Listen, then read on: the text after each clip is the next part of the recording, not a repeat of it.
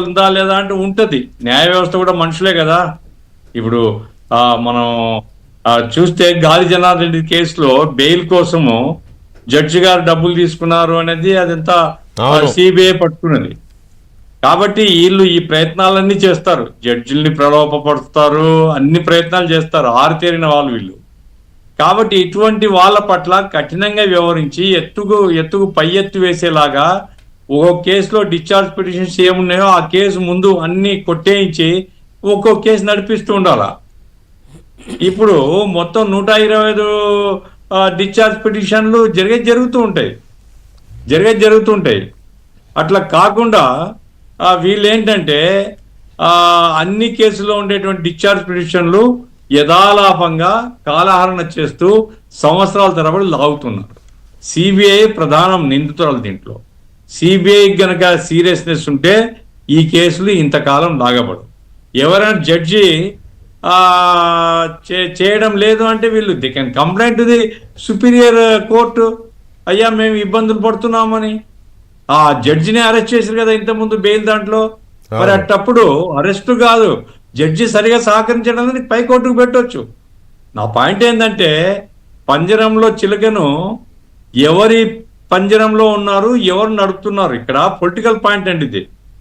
ఇప్పటికి కూడా మీరు చూస్తే A2 ఫ్రీక్వెంట్ గా హోమ్ మినిస్టర్ తో సమావేశం అవుతున్నాడు. ఆల్మోస్ట్ హోమ్ మినిస్టర్ తో ఆల్మోస్ట్ డైలీ చూస్తూనే ఉన్నాం కదా మనం పత్రికల్లో. అవును. ఎందుకు హోమ్ మినిస్టర్ తో రోజు కూర్చోవాల్సినటువంటి అవసరం ఏమిటి? హోమ్ మినిస్టర్ ఎందుకు ఎంటర్టైన్ చేస్తున్నాడు? ఎవరి చేతిలో సిబిఐ ఉంది?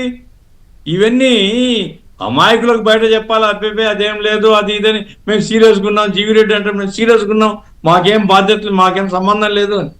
కానీ మీ కూటమిలోనే ఏదైతే పెద్ద పార్టీ ఉందో ఈ పార్టీ ఆశీర్వాదంతోనే ఆ కేసును ముందుకు సాగడం లేదు. మీకు దాని మీద శ్రద్ధ లేదు.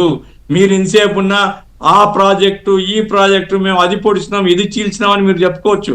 కానీ రాజకీయంగా చాలా నష్టం జరుగుతుంది అనేటువంటిది గ్రహించడం లేదు.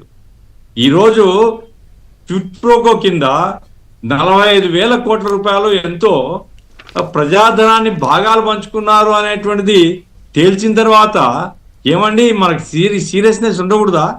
సీరియస్ ఉండాల్సిన అవసరం లేదా? ఏ కేసు ఎందుకు డిలే అవుతుంది? ఏమిటి? వెంటపడాలి కదా. కృష్ణంరాజు గారు, రఘురామకృష్ణంరాజు గారు వేస్తే తప్ప దీనికి గతి లేదా? ఏమిటి? అందుకోసం కేంద్ర ప్రభుత్వం నిర్లిప్తంగా ఉంది, సిబిఐ ఉదాసీనంగా ఉంది, తెలుగుదేశం పార్టీ మనకి ఎందుకు వచ్చిన గొడవ, మనకేం సంబంధం లేదు అనే పద్ధతిలో ఉంది. దీంతో దొంగే రాజుగా చలామణి అవుతాడు. నేను అనుకుంటున్నానండి ఈ 5 సంవత్సరాలు కూడా ఏం కేసులు తేలవు.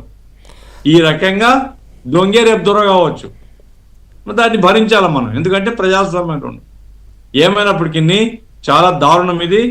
మామూలు ఇప్పుడు మేము మా మీద ధర్నా కేసులు ఉన్నాయి సార్.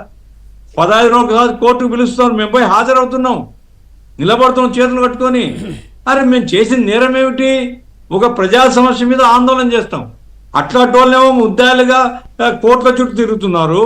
వేల కోట్ల రూపాయల ప్రజాధనం క్విడ్-ప్రోకో కింద భాగాలు పంచుకొని కొల్లగొట్టినటువంటి వాళ్ళు, అధికారాన్ని ఉపయోగించుకున్న వాళ్ళేమో దర్జాగా కోర్టుకు రారు, కేసులేం సాగవు, ఏమి కాదు, మళ్ళీ రాజకీయాలు చేస్తున్నారు. ఇది దౌర్భాగ్యం మన ప్రజాస్వామ్యంలో. కాబట్టి సీరియస్ గా సిబిఐని మందలించేటువంటి పద్ధతిలో సుప్రీంకోర్టు ఏదైనా జోక్యం చేసుకుంటే తప్ప దీనికి న్యాయం దొరకదండి. రైట్. అయితే ఇంత చేస్తే వివేకానంద కేసు చూస్తున్నాం మనం. వివేకానంద కేసులో ఫైనల్ చార్జ్ షీట్ ఫైల్ చేయలే వివేకానంద కేసులో. కాబట్టి ఏమైతుందండి ఇది? ఇంత చేస్తే పిల్లేసినందుకు పిల్లేసిన ఆయనని చావగొట్టినంత పని చేశారు. ఆయన దాదాపు ఆల్మోస్ట్ టికెట్ కన్ఫర్మ్ అయ్యి కూడా వెనక్కి వచ్చాడు ఆయన. ఆ స్థాయి దాకా వెళ్ళాడు. ఎందుకు పిల్లేసిన కర్మానికి ఈయన కేసును ముందుకు